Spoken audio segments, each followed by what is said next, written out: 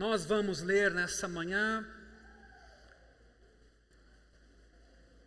os versículos 1 a 12. Vamos começar nessa manhã um caminho relativamente longo de percorrer esse livro tão belo que é Romanos. E eu peço a Deus que nos use, que abençoe a sua vida e aquelas pessoas que depois poderão assistir a essas pregações. Romanos capítulo 1, versículo 1 até o 12. Paulo, servo de Cristo Jesus, chamado para ser apóstolo, separado para o Evangelho de Deus, que ele no passado prometeu por meio dos seus profetas nas Escrituras Sagradas.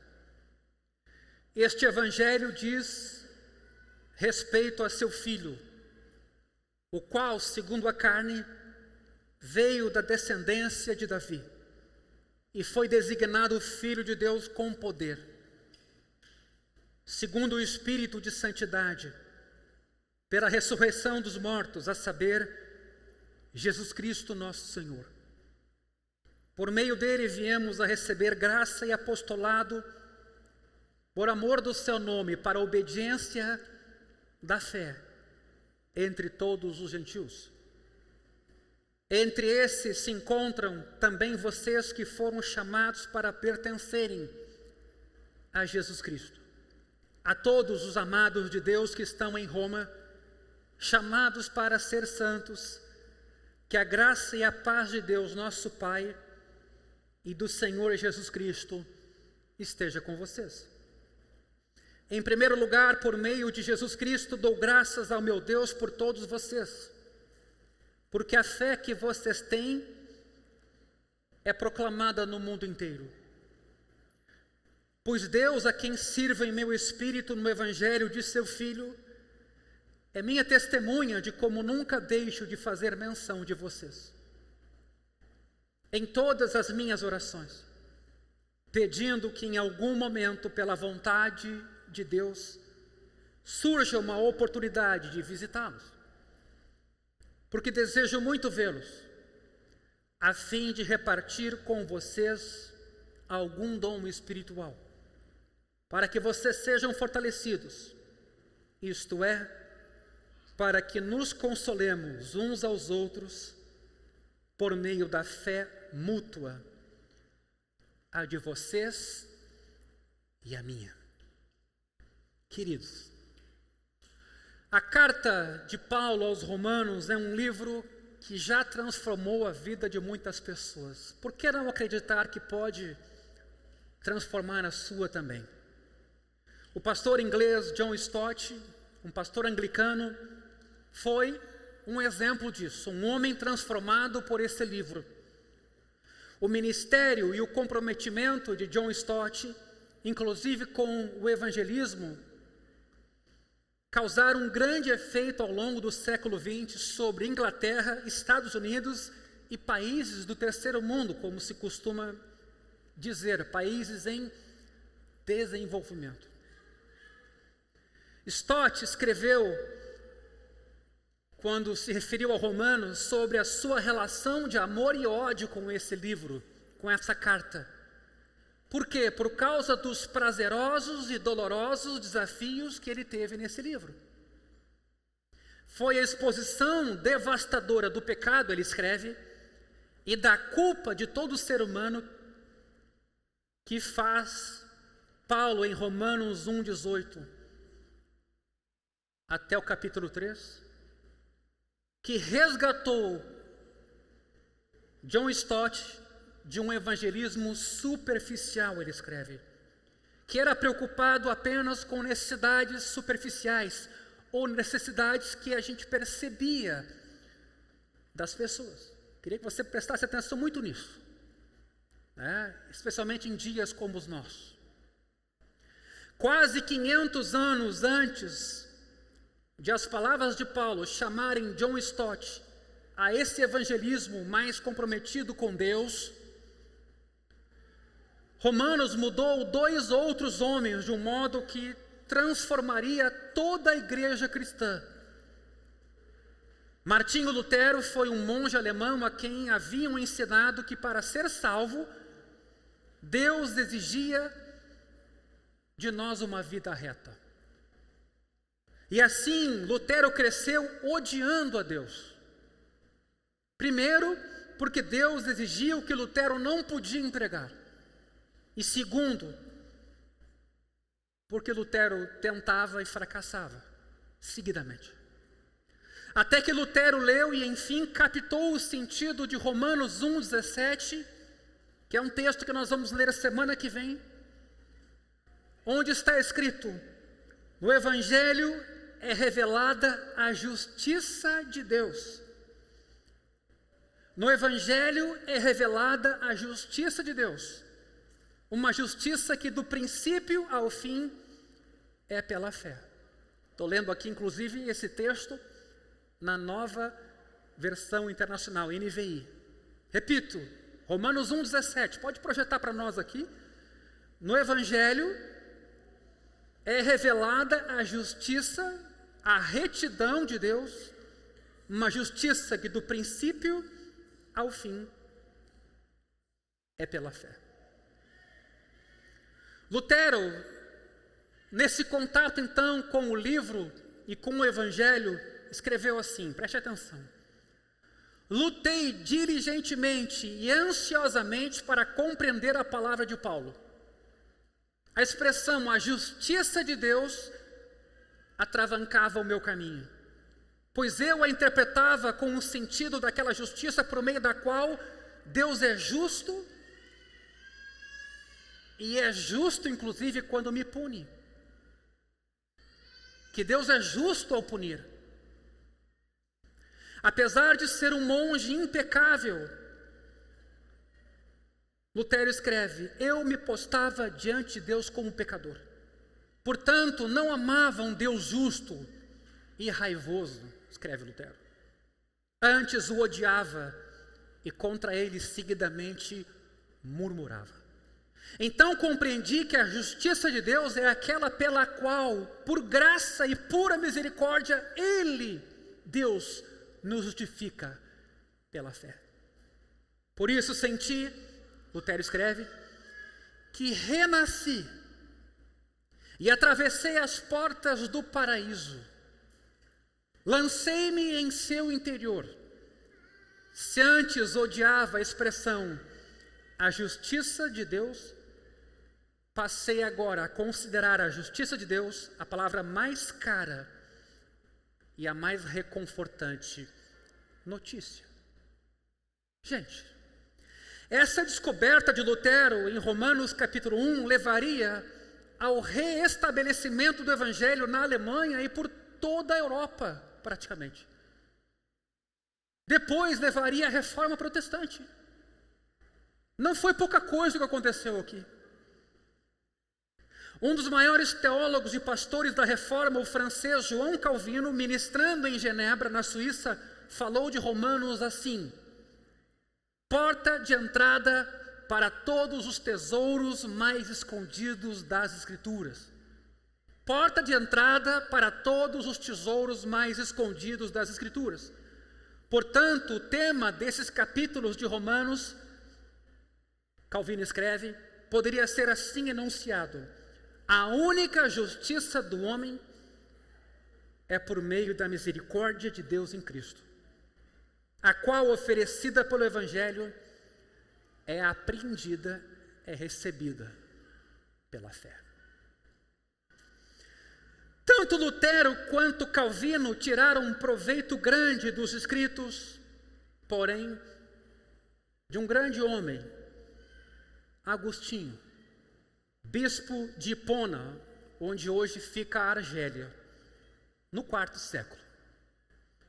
A mãe de Agostinho era cristã, mas o filho deu as costas à fé que a mãe professava. Aliás, fica aqui a dica de um excelente livro, Confissões, está lá na nossa livraria inclusive. Confissões. Agostinho buscou a verdade em vários outros lugares, decidiu viver como bem entendia foi pai, inclusive, de uma criança fora do casamento. Quando vivia em Milão, porém, ouviu a pregação de um bispo, o bispo Ambrósio, figura nobre na igreja na época. E então Agostinho se descobriu incapaz de deixar de lado o que ele havia escutado. Olha o que ele escreve: o tumulto do meu coração me levou ao jardim onde ninguém poderia interferir na luta que agora me envolvia comigo mesmo. Torcia-me e contorcia-me em minhas cadeias. De repente ouvi uma voz vinda da casa ao lado, entoando, uma voz como de um menino ou menina, entoando o seguinte: pega e leia, pegue e leia. Agostinho ouve esse som. Peguei o livro do apóstolo Paulo, Romanos. Abri o livro e em silêncio vi a primeira passagem com que os meus olhos se depararam. Romanos 13, no caso. Não em orgias e bebedeiras, e ele foi bem longe nisso. Não em imoralidade sexual e depravação. Não em desavença e inveja. Ao contrário, revistam-se do Senhor Jesus Cristo e não fiquem premeditando como satisfazer os desejos da carne. Por que a gente faz leitura bíblica aqui, queridos?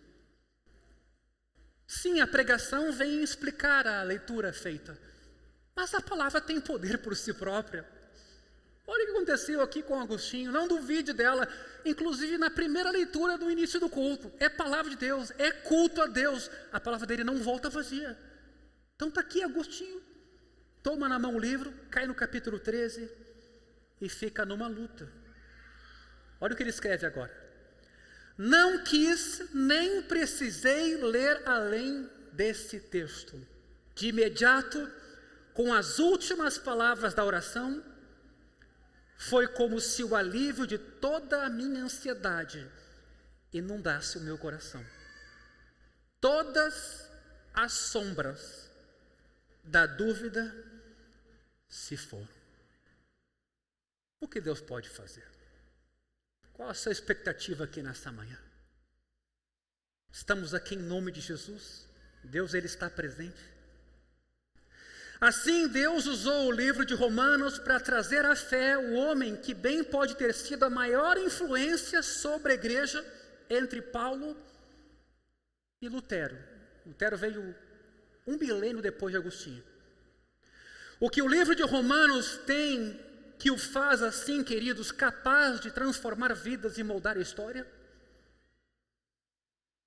Isso acontece porque Romanos está relacionado diretamente com o Evangelho. Agora imagine a pessoa ler Romanos e não ter isso como compreensão anterior, ou pior ainda, ler Romanos e não encontrar o Evangelho. Encontrar outras coisas. Paulo escreveu à igreja em Roma aqui, por volta do ano 57, primeiro porque queria que os seus membros compreendessem o Evangelho.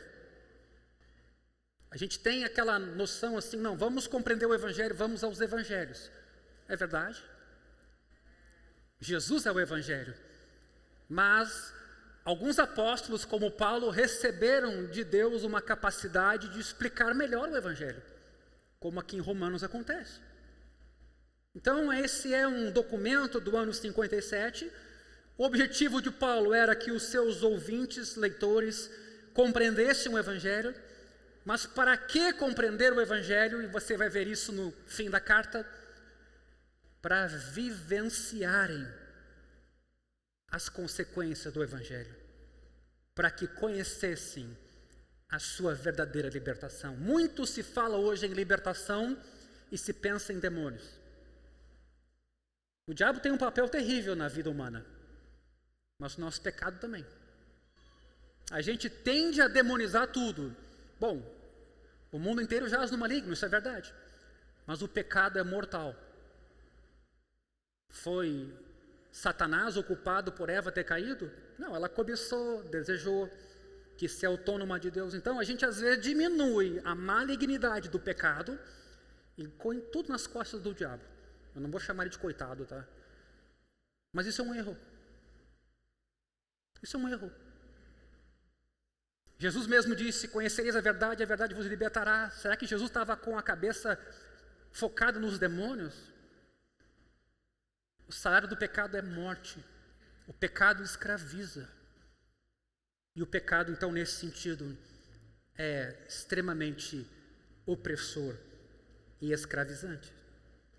É provável que Paulo escrevesse essa carta na sua terceira viagem missionária. Possivelmente ele estava em Corinto, na Grécia. Eram cristãos com quem ele nunca tinha se encontrado. Isso é interessante. Embora ele esperava fazer isso em breve.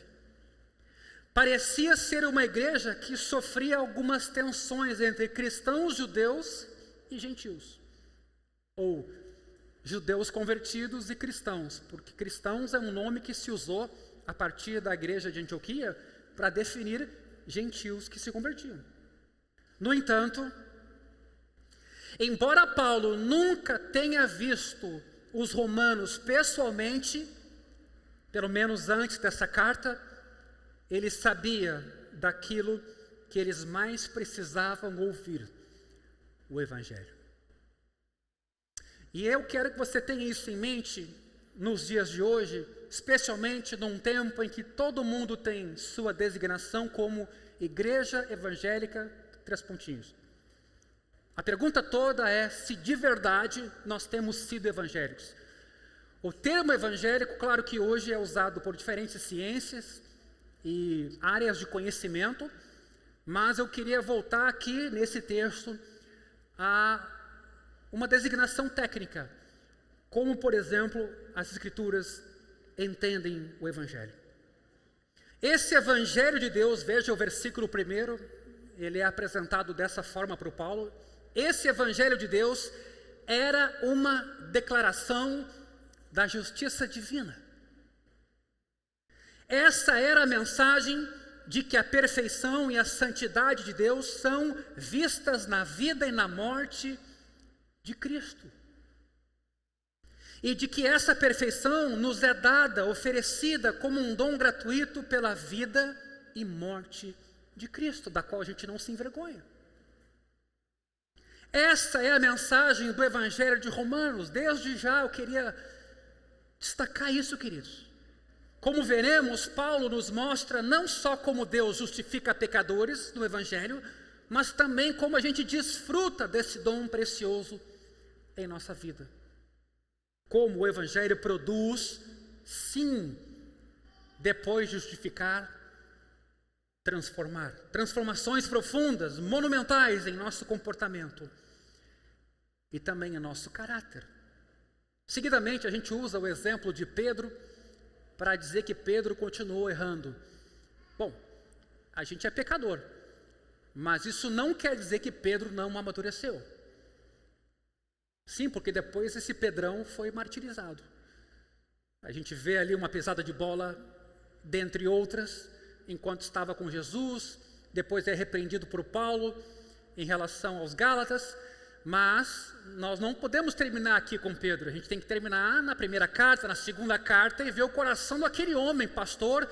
Ele afirma inclusive, 1 Pedro 5:1, eu presbítero como vocês, e aí vem a recomendação. O Pedro, para quem foi falado, sobre as chaves do reino dos céus. Então a gente às vezes diz com isso o quê? A gente vai ser sempre igual, a gente vai ser sempre a mesma pessoa. Ser pecador é uma coisa, não ser transformado é uma outra coisa. Lendo essa carta e refletindo sobre ela hoje, queridos, nós devemos estar preparados para ter o nosso coração moldado e a nossa vida transformada pelo dom da justiça de Deus. Aqui não é esforço, aqui é dádiva, é revestimento, como Paulo leu no capítulo 13,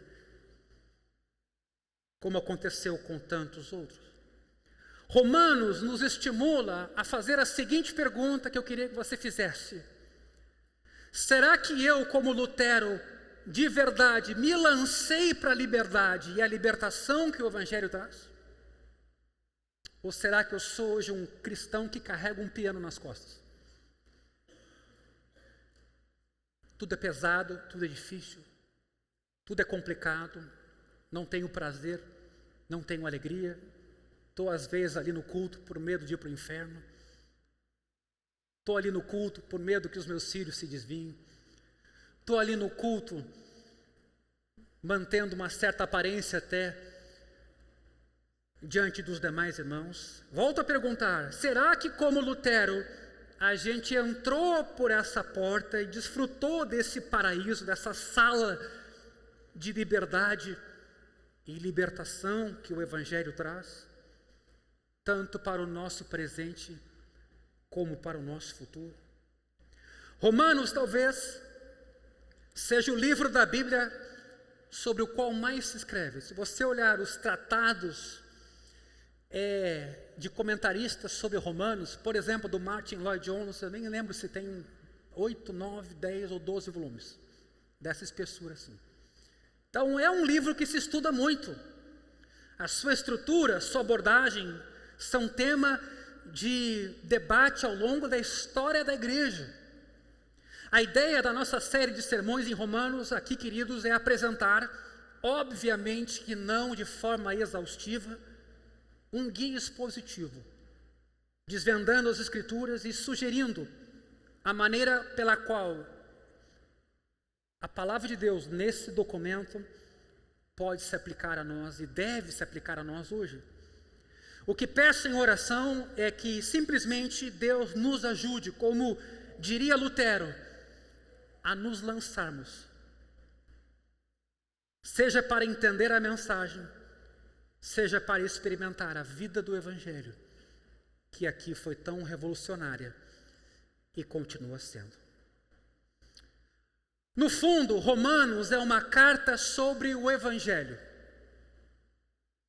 Foi escrita por um homem cuja vida e obra giraram em torno do Evangelho. Um homem fariseu, dedicado, zeloso, no início da sua caminhada e meio dela perseguidor da igreja, mas teve um encontro com Jesus, com o Evangelho na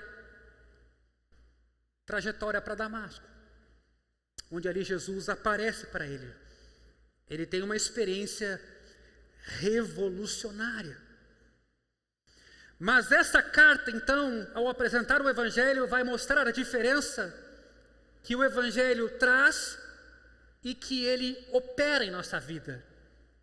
Algo que o Evangelho faz em nossas vidas. Não surpreende que o início da carta seja inteiro sobre o Evangelho. Como acontece com todas as cartas da antiguidade, o escritor, no versículo 1, começa se apresentando. Ele é Paulo, não tem dúvida, não há dúvida sobre a autoria dessa carta, como há sobre outras. Primeiro e acima de tudo, ele é um cristão, ele se chama servo de Jesus Cristo. O sentido literal dessa palavra no grego é doulos, ou escravo, traduzido. Paulo, como todo cristão, tem um mestre. A gente tem que ter um pouco de noção também nessa relação entre patrão e empregado, ou patrão e escravo, não só num sentido de domínio, mas num sentido de guia. Ou seja, Paulo aqui, nesse sentido, tem em Jesus um mestre. É um homem debaixo de autoridade. Naquela época os professores eram respeitados. Segundo, o texto no versículo 1 nos mostra, Paulo foi chamado para ser apóstolo. Ele é, no grego, um apóstolos, que significa literalmente enviado. Ele tem uma missão. Não se trata de uma tarefa que Paulo tenha escolhido para si. Atenção, todos os irmãos aqui que servem ou querem servir. Não é uma tarefa que Paulo tenha escolhido para si ou para a qual ele tenha se candidatado. Ele foi chamado para assumir essa tarefa. Ele foi comissionado, enviado e instruído diretamente por Jesus. Atos capítulo 9, nós não vamos ler esse texto agora, mas é o texto que relata esse encontro de Jesus com Paulo, em que Jesus diz para ele sobre a sua missão. Paulo recebeu autoridade para ensinar diretamente de Cristo. Isso é outra coisa bonita, e é por isso que a gente pode confiar nesse texto de Romanos. Pode confiar naquilo que Paulo ensina. O que Paulo escreve faz parte das Escrituras, tanto que está aqui no Novo Testamento. E o que se segue então nesse documento, sim, é verdade. É verdade. Pode não ser toda a verdade, mas é verdadeiro. Quando lida com homossexualidade, é verdade. Quando lida com idolatria, é verdade. E quando lida com os temas mais sensíveis do nosso tempo, é verdade. A gente tem que ter muito cuidado com os modismos, né? Como essa cultura woke, que está se degenerando já. Sinais de degeneração em todos os lugares. E é incrível como as crianças e a vida humana como um todo tem sido laboratório para a experiência de teses as mais loucas do mundo. E essa, infelizmente, é uma delas. Você é o que você sente ser. Você é o que você sente ser, o que te faz feliz. Ou seja, a igreja reafirma que ela é coluna e baluarte da verdade, ela é protetora, guardiã da verdade, e é por isso que a Bíblia para nós é importante. Mas por que o Senhor chamou Paulo para ser apóstolo? Ele mesmo explica. Para que ele fosse separado para o Evangelho de Deus. Já no prefácio da carta, isso é explicitado. Então, de novo, parece que eu estou falando aqui o óbvio, mas é muito fácil você caminhar por Romanos e se perder em detalhes que são apenas reforço ou temas de transição, mas a carta é sobre o Evangelho. E como a gente vive de forma evangélica, que não tem a ver com ser de igreja evangélica, mas é crer no Evangelho e ser transformado pelo Evangelho. Um exemplo disso que eu gosto muito e indico aqui seguidamente é o professor e pastor Paul Tripp. Tem um livro dele sobre educação dos filhos, Desafio aos Pais, em que exatamente o Paul Tripp entende como ser evangélico na educação das crianças. É um livro que não pode faltar para você, porque sei que tem livros e mais livros, livrarias e mais livrarias vendendo outras ideias, tantos passos, tantos métodos, né, tais princípios. Mas o que o Paul Tripp faz nesse livro? Ele ensina o pai a ser evangélico, a olhar para si próprio, se perceber pecador e saber que, assim como Deus fez em nós, Deus vai fazer nos nossos filhos. Mas não é do nosso jeito, não é no nosso tempo, não é na nossa força, é pelo Evangelho. Como é que é ser pai evangélico? Então, estou te desafiando aqui, se você não tem esse livro, é um típico exemplo de alguém que entendeu, porque é muito comum, escute isso por favor, a pessoa dizer que entendeu o Evangelho, é comum ela crer no Evangelho, mas na hora de viver a vida cristã, ela não vive de forma evangélica, ela vive de forma moralista, ela vive de forma relativista. Tem muitas formas que acabam, infelizmente, distorcendo o que é ser evangélico. Então, aqui estou dando um pequeno exemplo. Então, Paulo é o que? Separado para o Evangelho. A palavra traduzida como separado significa afastado, apartado de todas as demais coisas. Paulo foi apartado para propagar o Evangelho, para perseguir esse único e principal objetivo. É para isso que ele será servo a sua vida toda. O ministério não tem glamour. O ministério é Cristo. O ministério não é fonte de dinheiro e empoderamento. O ministério é serviço. O ministério é luta, é aflição, é impopularidade. Esse é o verdadeiro ministério cristão. Se você pegar um pouquinho, estudar a história de Paulo, Paulo hoje tem esse reconhecimento. Na época ele não tinha. Paulo era um cara a quem não davam muito crédito. Infelizmente. Talvez também por questões pessoais, ele não era tão habilidoso para falar, mas também porque muita fofoca e desvirtuamento foi praticado para que ele não fosse ouvido. Ele foi desacreditado pela prática de pessoas que tinham outros objetivos: enriquecer e serem populares. O Evangelho, queridos, é serviço. Porém, há uma riqueza inigualável, que é o próprio Cristo vive em nós. Esse é o nosso tesouro, esse é o nosso galardão, essa é a nossa maior alegria, gente. Por isso que Jesus disse, né? Vocês, meus discípulos, que deixaram pai e mãe em casa, vocês vão receber muitas vezes mais, com perseguições, e no porvir a vida eterna. Então, nesse sentido, o Evangelho começa a se posicionar aqui desde o começo. É para isso que Paulo foi escravo a sua vida toda, servo. Mas também será nisso, como a gente vai ver, que Paulo vai se regozijar a vida toda. Ele vai se alegrar nisso. Ele vai ter o seu prazer nisso.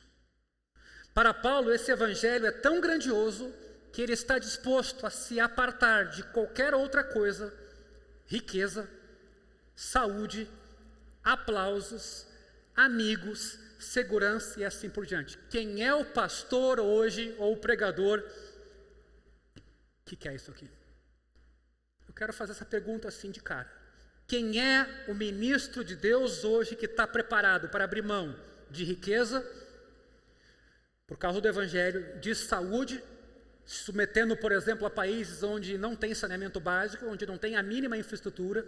Eu me lembro quando eu fui para Moçambique, malária lá, por tudo que é lugar, evidentemente você tem que dormir com um mosquiteiro, não tem como você ter um preventivo da malária. Febre amarela, sim. E a febre e a malária, dependendo, né, de como você está,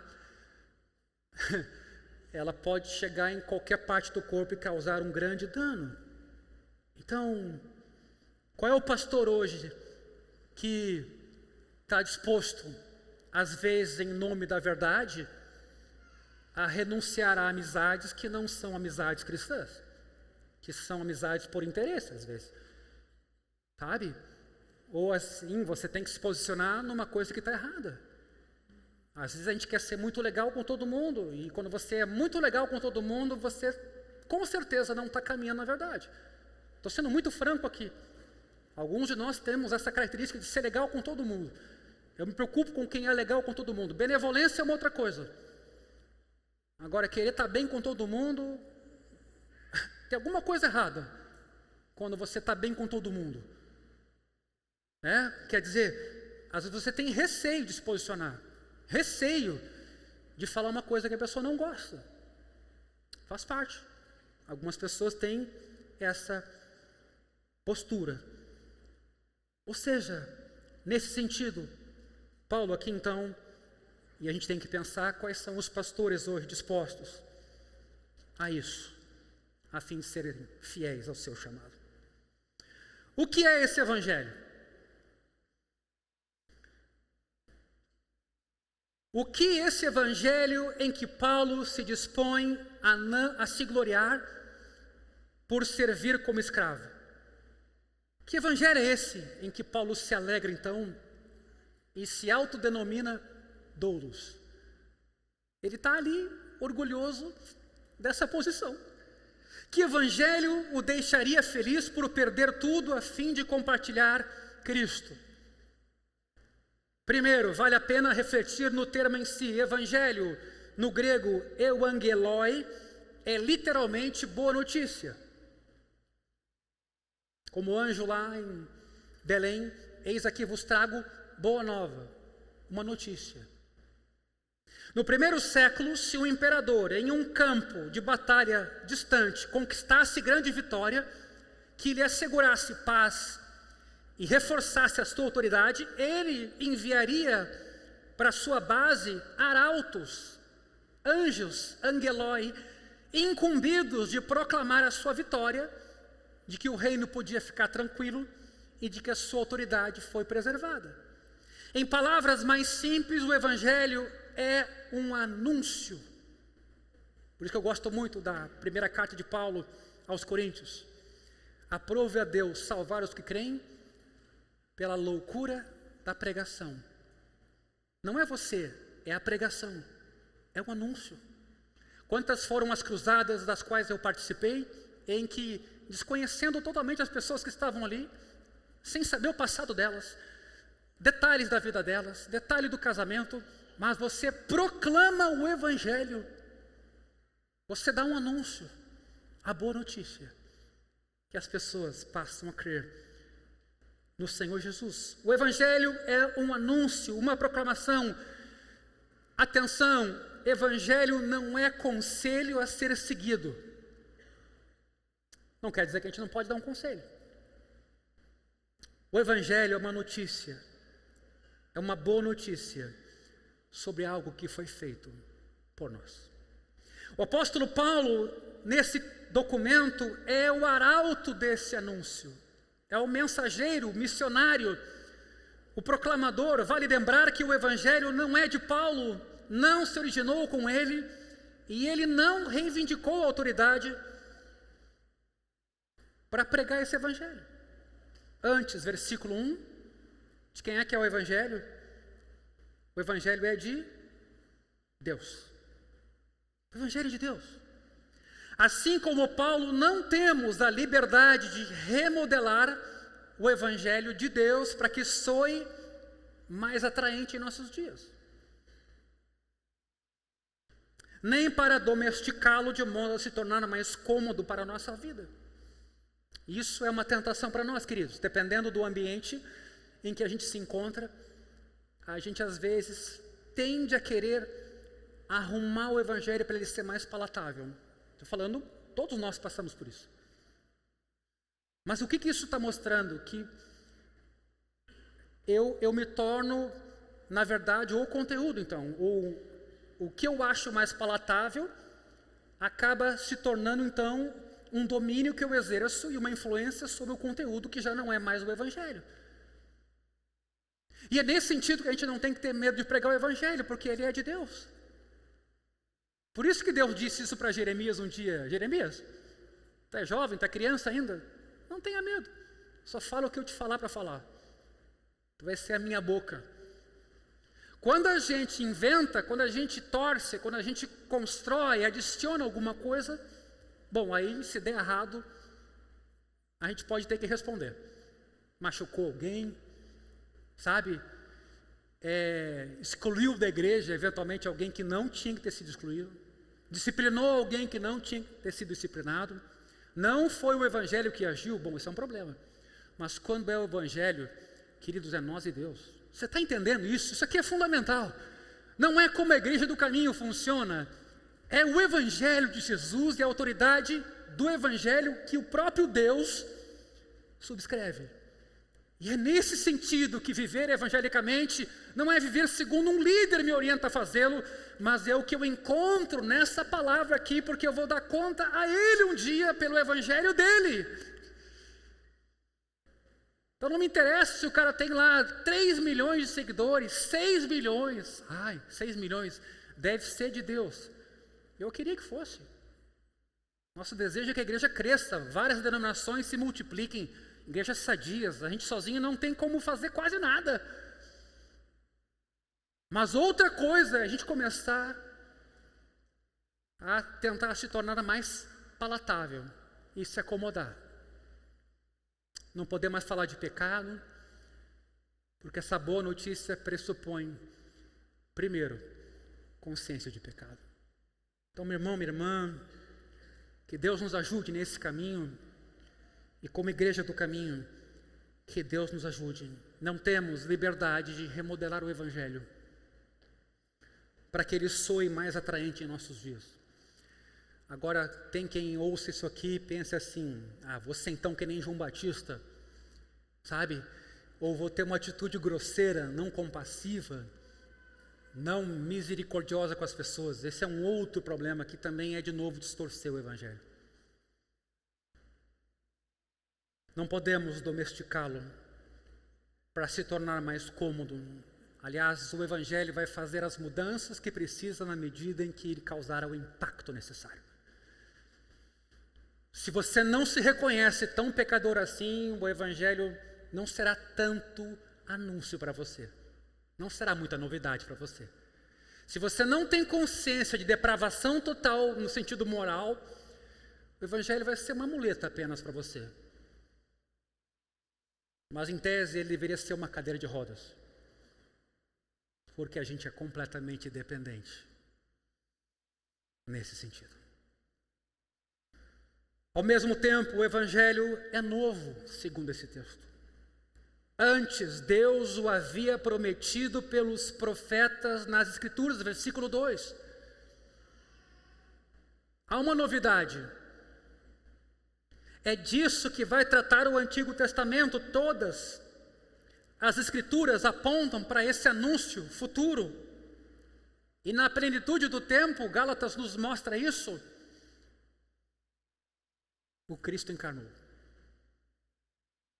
Elas, as Escrituras, são o andaime sobre o qual Paulo se coloca como arauto de Deus. Ele se baseia nos profetas. Cada página escrita por Deus anteriormente, então, é um esboço do que agora Paulo vai declarar em detalhes. Efésios diz muito isso, o mistério que antes tivera oculto, agora Deus revelou que os gentios também estão incluídos no plano de Deus. Qual é o conteúdo do Evangelho? Versículo 3. Aliás, isso está muito bem trabalhado na nossa escola para novos membros. O conteúdo do Evangelho é o Filho de Deus, versículo 3. É Jesus, o Evangelho é Jesus. O Evangelho é centrado em Jesus. O Evangelho diz respeito a uma pessoa, não a um conceito. É sobre ele, não sobre nós. E aqui uma advertência bastante importante sobre o nosso lado mais racional e a nossa postura racionalista quando a gente quer lidar com a Bíblia ou até com teologia. Nós somos convidados a um relacionamento com uma pessoa. Não é com livros. Os livros são o meio. O conhecimento, se não levar a um relacionamento, ele está destoando do conhecimento bíblico e relacional apresentado nas Escrituras. Por isso o nosso curso do Labri este ano, ele consegue corrigir essa bússola que a gente tem. Se faz hoje uma má propaganda da teologia. A gente não tem problema de ter um curso, de colocar numa nuvem, de imprimir um diploma. Qualquer uma pessoa faz um curso hoje. Desculpe assim, gente. Terminar um curso de teologia não é difícil. Você vai sofrer um pouquinho ali no grego, no hebraico, se for EAD também. Mas ser cristão é muito mais complicado do que isso. Ser discípulo de Jesus é muito mais complicado. A teologia pode ajudar muito na compreensão, mas ela por si não muda o coração, a não ser que ela seja relacional. Aí vem alguém e diz, então não quero teologia. Não, não é isso que eu disse. Mas faça uso desse conhecimento, que ele seja relacional. Que você seja um discípulo mais próximo de Jesus. Então, o Evangelho diz respeito a uma pessoa. Tem pessoas hoje em nosso país brigando em rede social para falar sobre as doutrinas da graça, as doutrinas do Evangelho e matando pessoas. Uma atitude racionalista, inclusive. Às vezes até sendo grosseiros em redes sociais, caluniando, por que não dizer, ofendendo pessoas. Isso não é o Evangelho. E você tem que perceber isso. Tem que ter os filtros adequados quando você começa a ver gente em rede social muito polêmica, causando muito barraco, como se diz, sabe? Ofendendo, xingando, usando palavras indevidas. Isso não é o Evangelho. Ah, não, mas as doutrinas do Evangelho, as doutrinas da graça de Deus, os 5 pontos estão aqui. Meu irmão, seja parecido com Jesus, caminhe com Jesus. Fale em nome de Jesus. Então, se a gente, de um lado da igreja hoje, é extremo no emocionalismo, de um outro lado, a gente é extremo no racionalismo. E a palavra de Deus, que é o nosso ser todo, vontade, emoção e razão. Que Deus nos ajude nisso, viu?